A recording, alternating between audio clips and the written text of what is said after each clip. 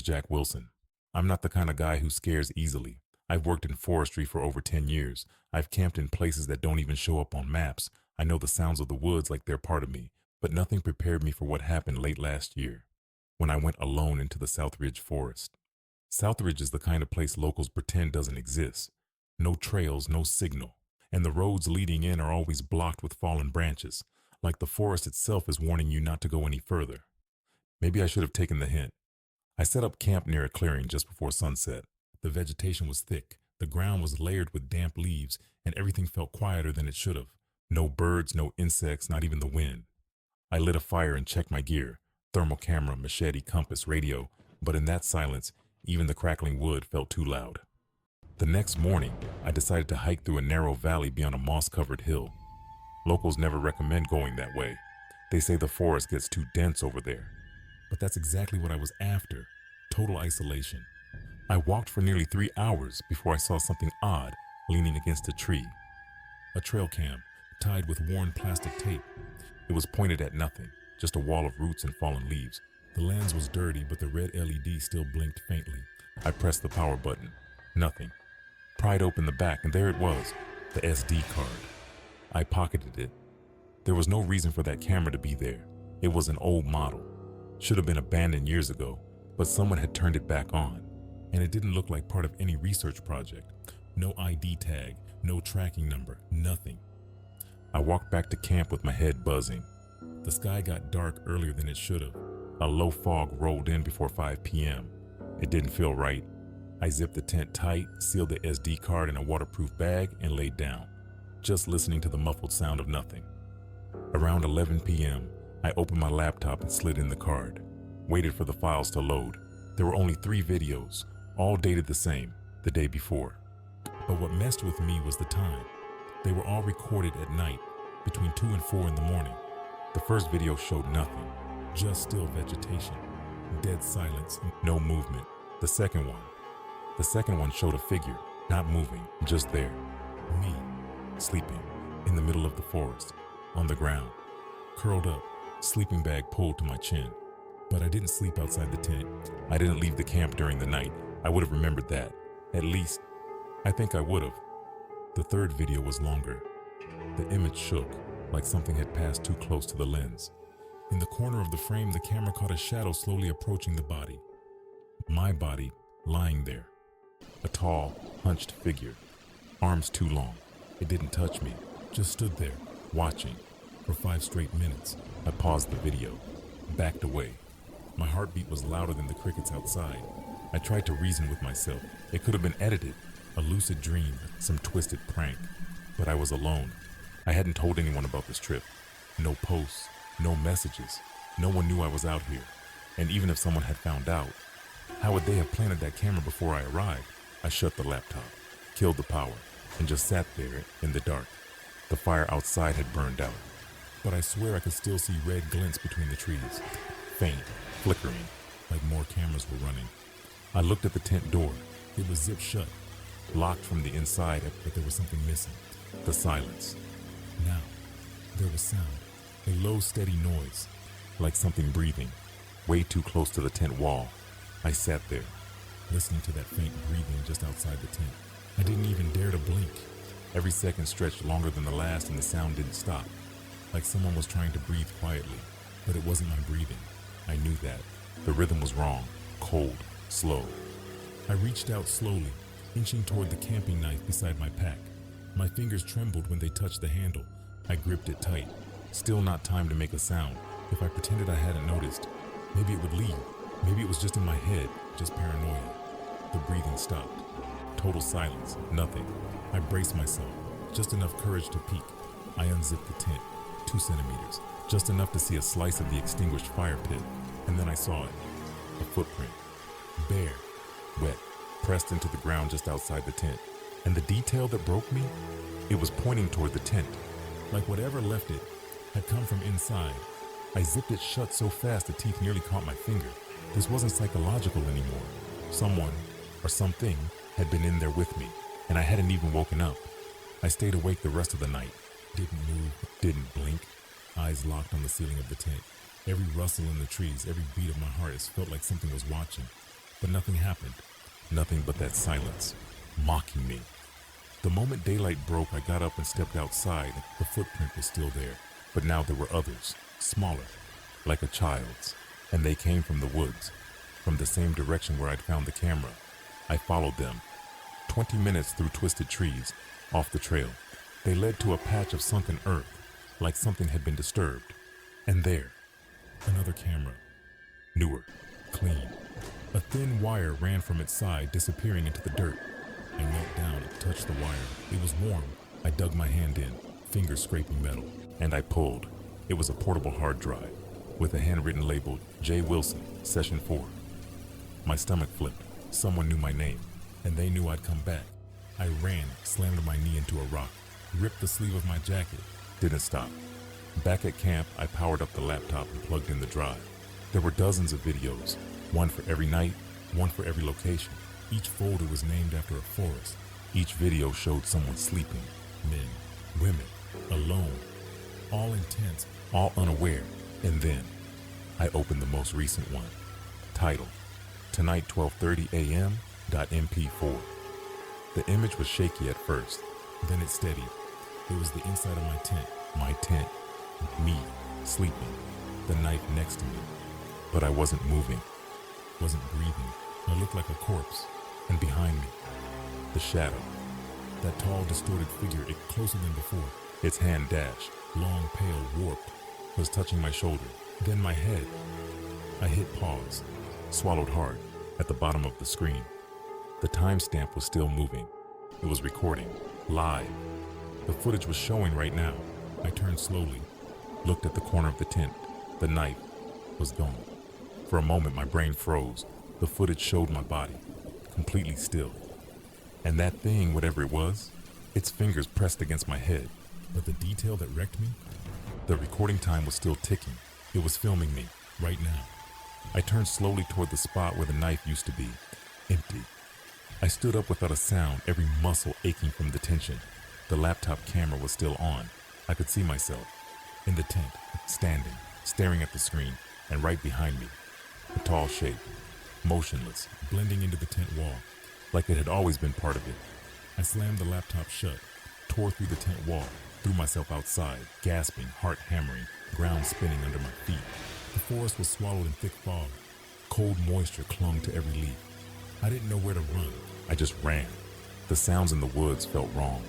Not the usual midnight silence. It felt like everything was watching. Every tree, every snapped twig under my boots.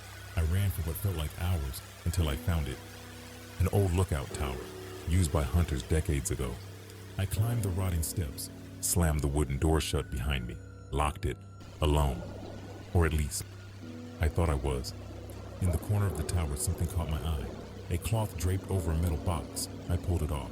A small safe, closed, but resting on top. A piece of paper, handwritten. The third video. You haven't watched it. My stomach twisted again. I looked at my backpack, still with me, opened the laptop. The SD card from the first trail cam was still inside. 3 videos, remember? I'd only watched the first 2. The third one, I didn't remember opening it. I clicked. The screen was black for the first few seconds. Then, a shaky image appeared, an aerial view of the tower, like someone was filming from high up in the trees. The camera drifted downward, slowly, unsteady, as if it were hanging or being held by shaking hands. And then, the focus sharpened. I was there, in the tower, now back turned, completely still. I turned slowly, my heart pounding against my ribs. Nothing. But when I looked back at the screen, the video kept going and showed a hand dash, white, twisted, reaching for my shoulder. I slammed the laptop shut, dropped to my knees, gasping, no air in my lungs. It felt like something invisible was scratching at the edges of my sanity. Minutes passed, maybe hours. I opened the tower door. The forest looked darker than before, like the night had swallowed any chance of morning. I didn't know if it was still today, or tomorrow, or if time even mattered anymore. I made it back to camp. With whatever was left of my mind, the tent was ripped, just like I left it. But the camera was gone. In its place, a small old voice recorder. I pressed play. It was my voice, whispering in my sleep. No, please, not again. I'm awake this time. I paused. That wasn't from tonight. It was from another night, another trip, another forest. And then it hit me. The SD card, the hard drive, the recordings. This wasn't the first time, just one more. Maybe I'd been watched before. Maybe I was part of something, an experiment, a game, or worse, a ritual.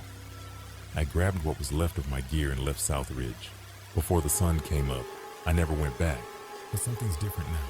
Sometimes I wake up on my couch, even though I went to sleep in my bed. Sometimes there are voice memos on my phone I don't remember recording, and yesterday, when I checked my computer's recycle bin, there was a video file named Jack Wilson to reset.mp4. I couldn't open it, but the play icon is still blinking, like it's waiting for me.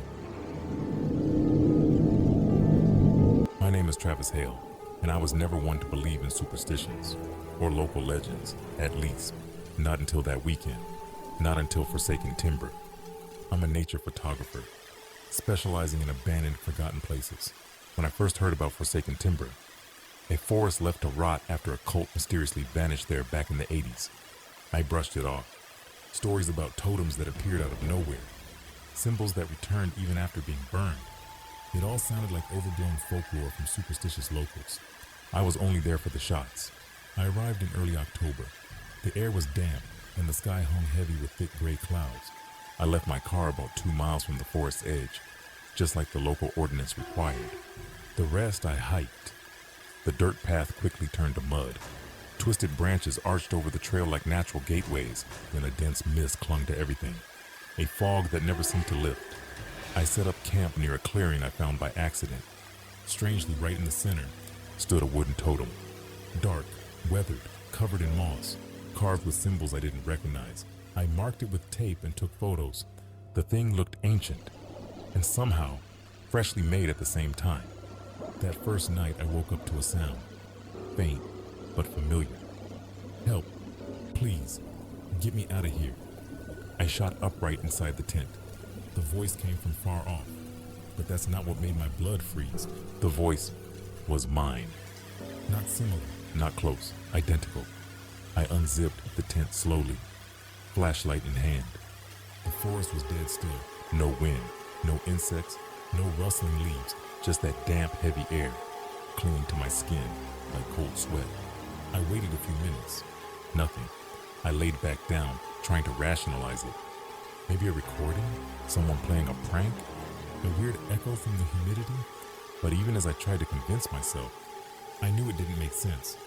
The next morning I went to check my cameras. I'd set up 3 the night before, all in night mode. 2 had picked up nothing but darkness. The third one, the one aimed at the totem, froze at exactly 3:17 a.m. Just before the screen froze, a figure appeared for a brief second, standing, still, a few feet from the totem, facing away from the lens. Even in low resolution, I recognized the jacket. My jacket. It looked like I was standing there, but I wasn't. I'd stayed in the tent. I was sure of it. The second night, the voice came again. Please, you have to listen to me. Same tone, same urgency, same voice, mine. I ran out with the flashlight, scanned the trees, the path, the canopy. A sharp crack came from the left, branches snapping. I aimed the light, nothing. But the voice came again, louder this time, closer. I sprinted back to the tent, zipped it shut. The sound stopped the instant the zipper closed. I sat there, sweating, frozen, afraid to blink. And then, a whisper from just outside the tent, low, precise, like it was whispered straight into my ear. You shouldn't have come. I didn't sleep that night. After hearing my own voice scream from somewhere in the woods, I sat in the tent. Emergency hatchet pressed tight against my chest. Flashlight turned off. I was afraid any flicker of light might attract whatever it was. The sound of my own voice kept echoing in my head, begging for help. With the kind of desperation I had never actually felt before. I knew it wasn't an echo. It wasn't an animal mimicking sounds. It was deliberate. By morning, I tried to convince myself it was exhaustion. Hallucination, maybe. I climbed to the highest point on the trail, hoping for signal. Nothing. But I found something worse, just off the path. Someone had built a strange structure out of twisted branches and plant fiber rope. In the center, carefully tied in place, was my hat. the one I'd worn the night before. It smelled like smoke, and it was wet. I ran back to camp. The tent was untouched, but inside, the hat was there too, identical. That night, I blocked the zipper with a thick stick and tied down the inner flap. I lay flat on the hard ground, hatchet beside me, eyes locked on the dark stitching above. But at 3:11 a.m., "Tyler, please, you have to get me out of here." The voice came again, low, exact, right outside the tent, behind my head, like I was lying in two places at once. It didn't just sound like me, it was me, only thinner, like I'd lost my breath or hope. "I know you're in there. Look at me." It wasn't just a plea, it was a whisper, personal, familiar, something only I would say, a kind of hopelessness that had lived in the back of my throat. But now it spoke on its own from outside. Then I heard footsteps, slow, dragging, circling the tent, once, twice, 3 full rotations, then silence. I stayed frozen until the sun came up. And when I finally stepped outside, something new was waiting in front of the tent. My face, drawn on the ground with pieces of bark and pale stones. It was grotesque, but unmistakable. My features, the scar on my eyebrow, that exhausted look I always had, and below it spelled out with crushed leaves, "You won't leave." I thought about running, but every time I tried to follow the trail out, I ended up back at the same spot. The forest was looping me, repeating the path. My chalk marks on trees appeared in places I'd never walked through. Stones I'd kicked hours ago, back beside the tent. It was like Haven Ridge had erased my inner compass. On the 4th night, I made a mistake. I lit a makeshift torch, thought fire might protect me. But at 3:15 a.m., I saw my body standing across the clearing, still, expressionless, identical. Same clothes, same haircut, even the same bandage on my hand from day 2. I stared back at me with a kind of emptiness that wasn't human. The eyes were open, but there was no one behind them. The only thing that moved was the mouth, open too wide, unnatural, dislocated, wrong. And then it screamed, "Get me out of here." My voice, louder, rawer, more desperate than I ever thought possible. I ran, no direction, just ran. The torch slipped from my hand, and with it, any sense of time. I only remember the sound of bushes tearing, mud climbing up my legs, and hearing more screams, just like mine, from every direction. A chorus of strangled copies. I tripped, fell, and when I lifted my head, the trees around me were covered in prints, handprints, mine. I woke up with dirt in my mouth. I was lying face down in the middle of the forest, alone. No backpack, no hatchet, face pressed into damp earth. It felt like someone had left me there, or half buried me. The last thing I remembered was screaming, running, tripping, and those voices, those copies of me, begging from inside the trees. I stood up slowly. The sky was still gray, not morning, not night, just stuck. The trees were closer now, bent toward me, watching. My tent, gone, my footprints wiped clean. But something new had appeared, on the ground just ahead. A small voice recorder, powered on, red light blinking. I'd never owned one. I picked it up carefully, pressed play, and heard my own voice. "This forest is changing me. I don't know what I am anymore. But if you're hearing this, maybe I still exist somewhere. Or maybe you're next." The message was 7 seconds long. I played it again, same words, but now the audio was distorted, gritty. Like the tape had been copied so many times, it was losing the identity of the speaker. As I walked with it in my hand, I noticed the trees. The trunks were marked everywhere, but now, with the initials TG, mine, carved hundreds of times, into bark, onto stones, scrawled on leaves like versions of me had been here before, leaving signs I couldn't remember making, or worse, like I was trapped in a loop, where I always came back, and always forgot. That night, the forest began to speak, not in whispers this time, in full conversations. It used my voice, complete phrases, old dialogue, distant memories, things I'd said to my mom, to coworkers, casual words, arguments, yelling, confessions, all of it, echoing from different corners of the woods. "At once, please, don't leave me here." I'm fine, it's just exhaustion. Help me. Is anyone there? I just wanted peace. And then, for the first time, a new voice answered. Low, wet, unfamiliar. You came here alone, Tyler. You listened. Now she listens to you. She records everything. The forest went silent. I woke up with spiral-shaped scars on my arms, deep lines, like they'd been burned into me. And on my left forearm, a message carved into raw flesh. You already screamed. After that, I stopped counting the days. I saw copies of myself, wandering through the trees. One screamed like an animal. Another was digging, frantically. A third just slept. And one just stood at a distance, watching me, holding a recorder. There was always a recorder. I stopped running, started following the echoes, trying to see if any of those voices were still mine, or if I had already become one of them. When I returned to the clearing, the place where it all began, I found a fire burning and someone sitting beside it, back turned, same haircut, same jacket, the hatchet resting next to them. I approached, silently. He whispered, "I told you not to listen," and vanished, like he'd never been there at all. On the ground, only one thing remained, a final recorder, different from the others, cold, with one button, broken. This time, the recording played a voice that wasn't mine anymore, but I understood it. It said, "Now you are the sound." I've never been the kind of person who scares easily. I've camped alone in the Nevada desert, crossed the Canadian border with snow up to my ankles, and spent nights in unlocked cabins, listening to wolves tear through the silence. But nothing, absolutely nothing, prepared me for what happened in Grapevine Vale. Grapevine is a nearly forgotten forest in the far north of the state, not far from the Bitterroot Mountains. They say it was once used by miners over a century ago, until an entire village vanished without a trace. To me, that was just local folklore, the kind of story people tell to scare tourists. But something about the isolation of that place pulled me in. A remote clearing, surrounded by gray pines that looked like they'd been scorched by time. No marked trails, no cell reception, the perfect kind of silence to clear my head. I arrived on a Sunday around 10 in the morning, parked the car miles away from the reserve gate, and hiked to my campsite.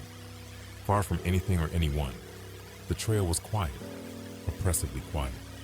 The trees leaned in toward each other, forming narrow arches overhead, and the forest floor, dry, but layered with a thick blanket of pine needles, like the woods were trying to muffle their own footsteps. I set up my tent near a rocky outcrop, brought my own water, freeze-dried food, flashlights, radios, everything. I'm meticulous about this stuff. Every bottle of water I carry is factory sealed. I even number them, just to stay in control. That first night, I didn't sleep well. Nothing unusual, just that kind of insomnia that creeps in when the silence is too deep. You could hear the creak of the trees as the wind sliced between them, but there was something else. Lower, like a frequency your body notices before your brain does. A pressure at the base of the skull. The feeling that you're not alone, even when you know you are. The next morning, I went to grab bottle number 2. It was exactly where I left it. Inside my pack, wedged between rolled up clothes, seal intact. But as I unscrewed the cap, I heard something. A faint metallic clink. That wasn't normal.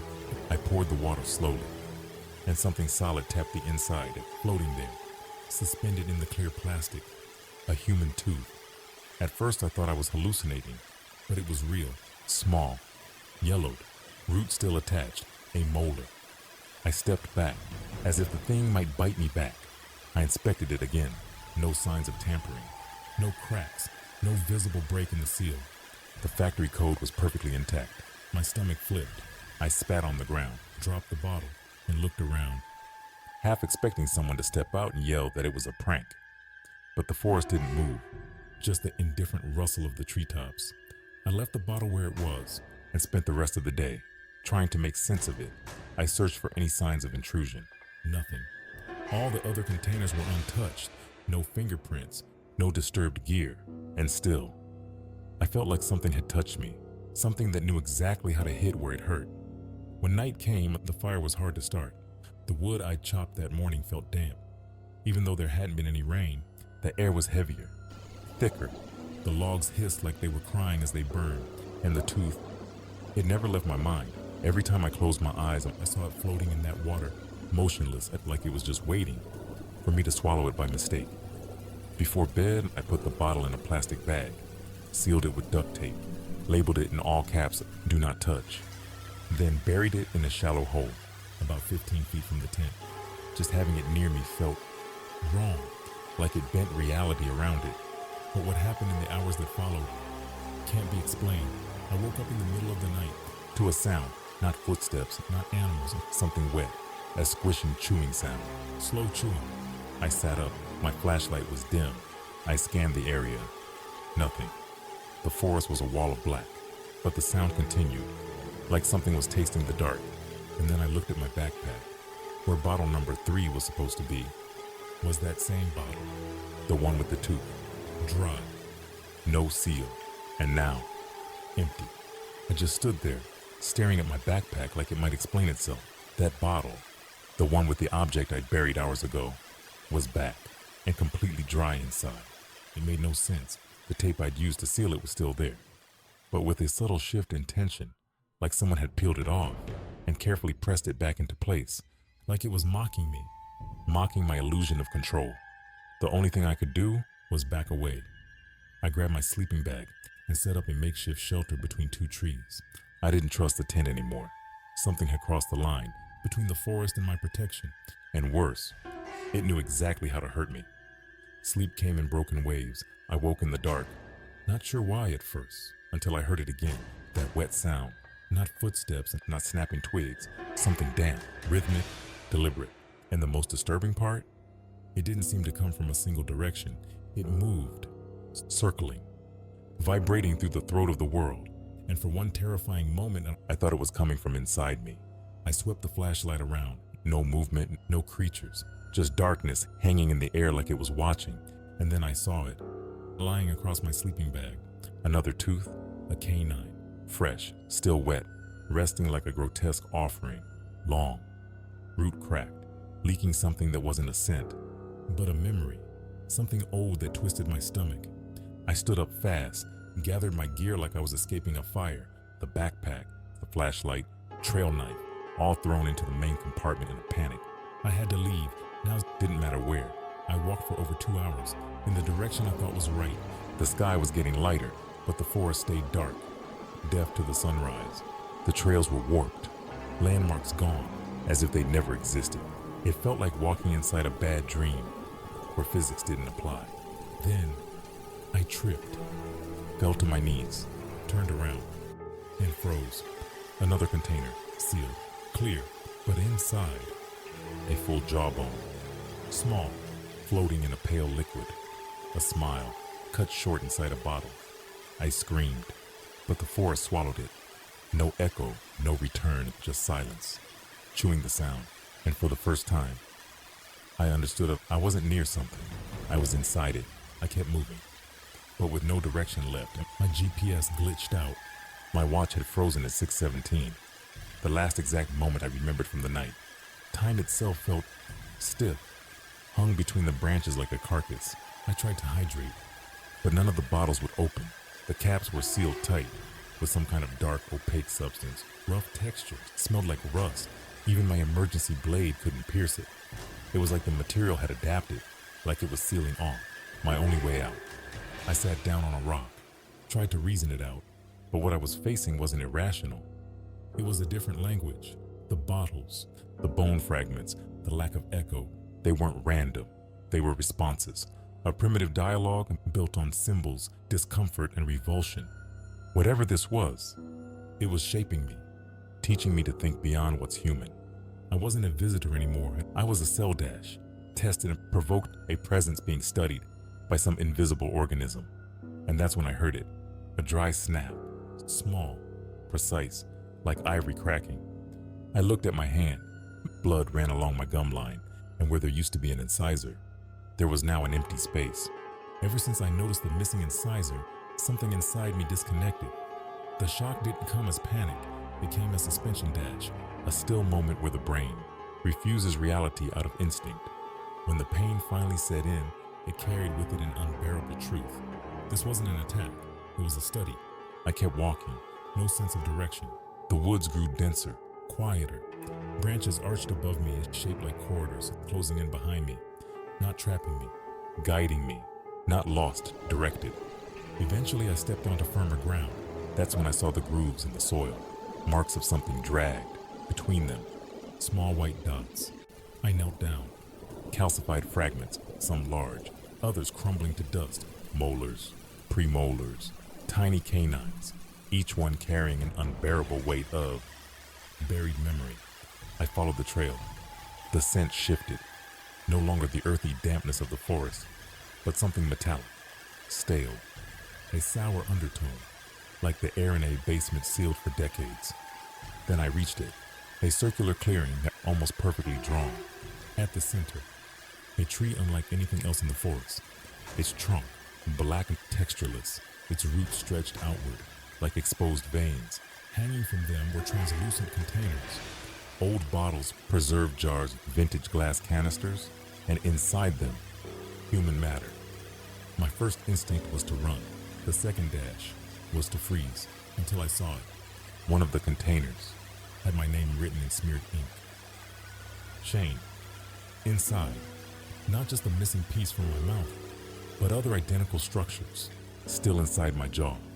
The ground tilted beneath me, my knees went hollow, breathing turned shallow, and that's when I heard it. Not sound exactly, but language. It came from behind the tree. I stepped around it, and there she was, a thin woman, eyes closed, seated on the roots. Her skin was coated in a layer of fine dust. Her lips were sealed shut with dark threads, and in her hands, she held something translucent, suspended inside a shape, a mass, an eye, a fetal tooth. I don't know, it was just wrong.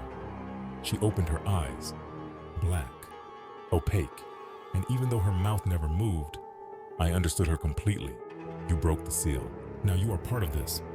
My attempt to speak died in my throat. A taste of iron flooded my mouth and I vomited. And in the middle of that dark liquid, something solid dropped, another piece of me. When I looked back up, the clearing had changed. The tree was gone. The jars were gone. Just ordinary vegetation, like I had emerged from a hallucination. Except for the empty space in my gums, it took me hours to find the trail again, the watch. Frozen at 6:17, once more. My pockets felt heavy, with fragments I couldn't bring myself to throw away. The hike back to the car was silent, not a single sign of another human being. At home, I tried to erase it all, burn the maps, smash the gear, toss the remains into the river, but every night. At 6:17, I hear something in the hallway, not a normal sound. Chewing, slow, measured, almost respectful, and today, on the rug in my living room, there was a new container, sealed, with my name on it, and something inside, trying to get out. If this story left you with that uneasy feeling, like someone else was watching along with you, it's because they were. Not everything that observes makes a sound. Leave a comment. You don't have to explain. Sometimes just writing something is enough to cut the thread between what was told here and what might keep listening out there. Subscribe too, because some stories begin before the next video even loads.